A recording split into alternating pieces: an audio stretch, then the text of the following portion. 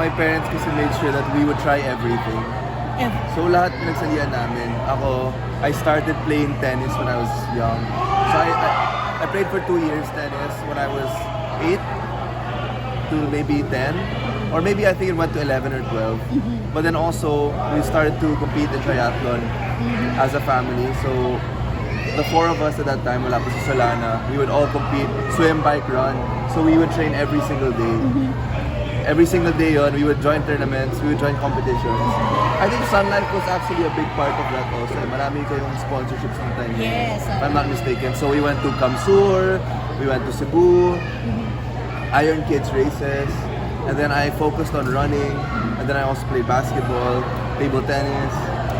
So, I think a lot of sports. We're very Nadjadjahin naman akong katabi kong si Donny. Ayun. Grabe yung sporty talaga. So, kumbaga, from the time that you were growing up, wala siyang point na, at parang nanawa ka because you were doing it so much. I mean, may times na nakakapagod din. Pero I think a lot of the sports taught us discipline, taught us how to work together. It taught us the idea of patience and not winning right away. Okay lang na matalo sa una, and there are times that you will have your moment. But I think what made it really fun was kasama namin yung buong pamilya ko. So, yun, kami nag-inspire sa isa't isa, nag-motivate. Medyo competitive din kami as siblings, so gusto namin, maganda yung time namin. So ngayon, independent ka na and you're pursuing your own career. Paano mo nakikita yung naging value of that kind of a lifestyle with the things that you're doing now? Well, very important because your body is basically your ship. It's your car. It's what brings you everywhere. So, mahirap din magkaroon ng trabaho na hindi okay yung health mo, na you're not taking care of, your exercise, your diet, stuff like that.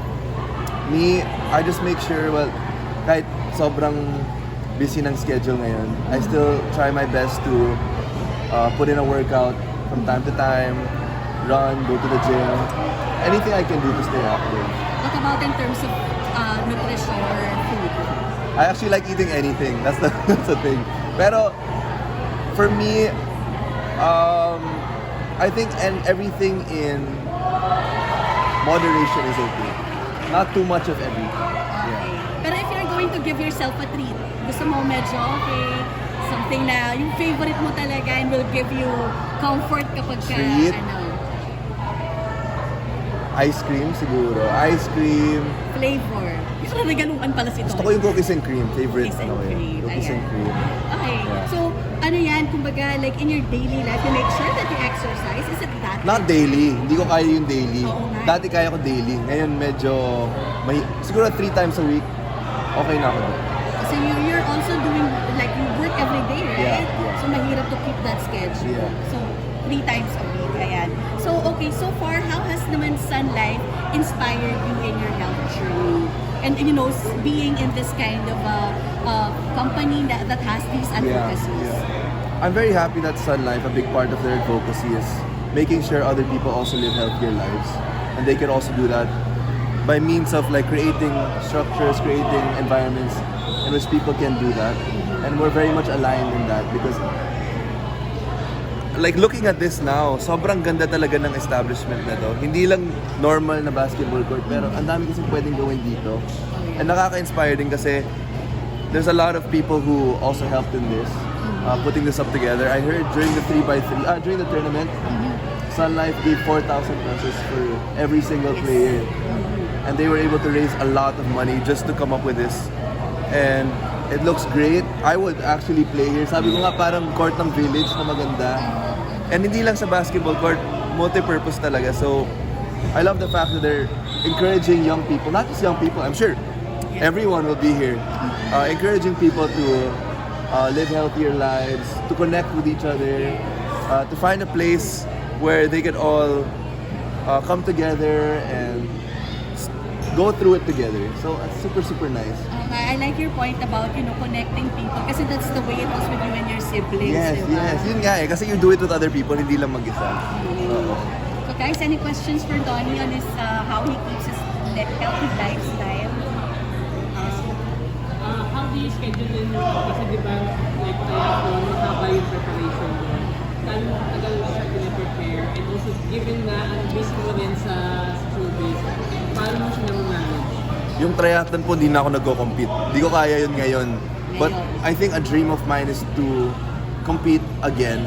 Hopefully, when the schedule kind of permits. And maybe do like a race that I haven't done before. So, before talaga nung triathlon kami, every day yun. As in every single day of the week. Kasi yung weekends, yun yung race day. So, literally every day, yun doon kami nagka-training. Kasi if you're not running, you're biking. If you're not biking, you're swimming. If you're not doing, you're doing all three at the same time. So, it takes a lot of your time. So right now, my focus is just making sure my body is kind of active. Hindi yung bike, run, and swim every day. Pero nakakapag-workout pa rin, nakakapag-gym. I can do cardio. Right before this tournament, nag-golf ako. I woke up at 5 a.m. just to play golf so I could reach here. So I could kind of, we walked the course with my friends. So, ayun, medyo nilalagay ko talaga sa schedule ko kung kailan ako mag-workout para magawa ko talaga. And then, a tip I have is, if you have someone to work out with, that's better kasi you push each other. Ako, when I get my coach, parang nahihiya ako pag hindi ko nagagawa yung workout. So, doon, mas na-inspire ako doon. Other questions, guys? Hindi kang bibigyan ka ng pagkakataon, sino ang basketball player na gusto mong makalala? Either Steph Curry or Kevin Durant.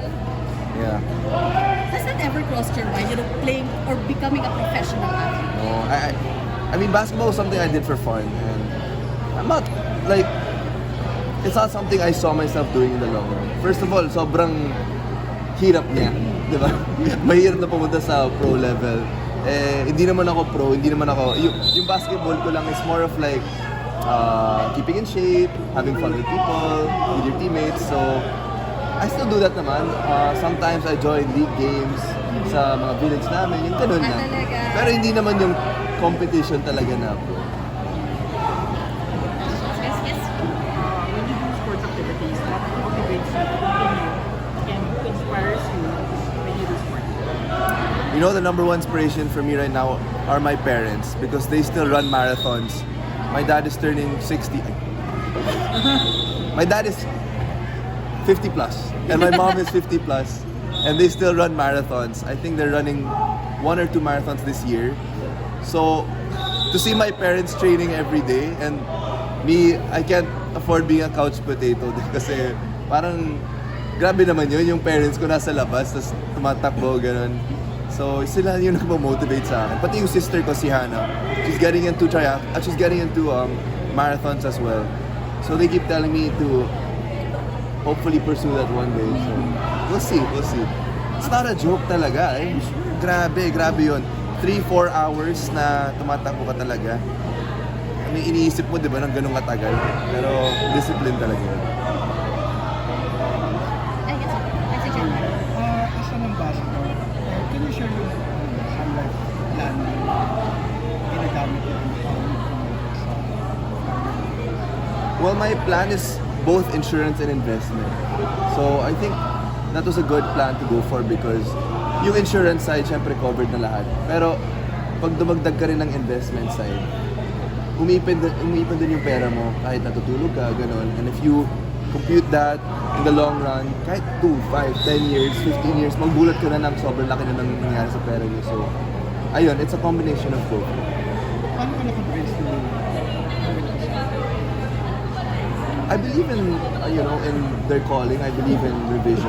I think we share a lot of similarities in terms of advocacies as well. And I do believe that if you have the chance to change the lives of people and to make it better, health-wise, in terms of how they live, then it's all worth it. And we've seen countless times how Sun Life has changed thousands of lives, not just in this country, but all over the world. And it's a nice thing to be part of.